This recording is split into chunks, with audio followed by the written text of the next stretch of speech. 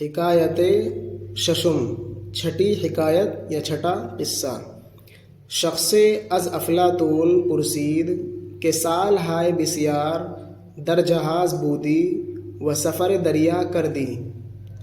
ایک شخص نے افلاطون سے پوچھا کہ بہت سال جہاز میں اور دریا کا آپ نے سفر کیا۔ ایک شخص نے افلاطون سے پوچھا کہ بہت سالوں تو نے جہاز کا اور دریا کا سفر کیا۔ در دریا چے عجائب دیدی، تو نے دریا میں کیا عجیب عجیب چیز دیکھی؟ گفت عجب ہمی بود کہ از دریا بکنارہ سلامت رسیدم۔ اس نے جواب دیا کہ عجیب چیز یہی تھی کہ میں دریا سے کنارے پر صحیح سلامت پہنچ گیا۔ حکایت ہفتم، ساتویں حکایت یا ساتواں قصہ۔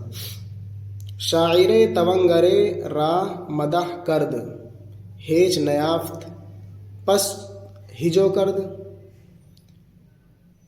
تونگر اورا ہیچ نگفت۔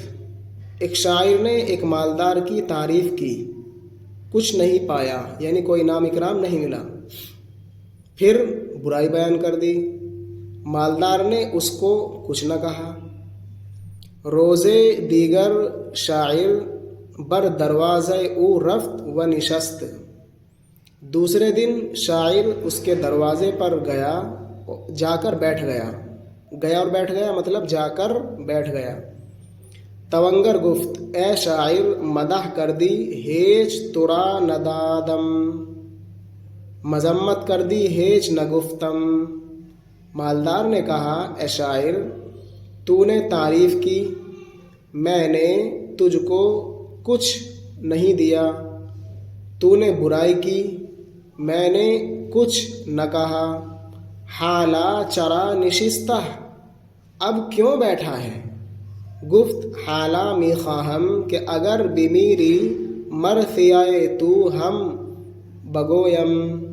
اس نے جواب دیا اب، حالا کا ترجمہ اب میں چاہتا ہوں کہ اگر تو مر جائے تو میں تیرا مرثیہ بھی پڑھ لوں۔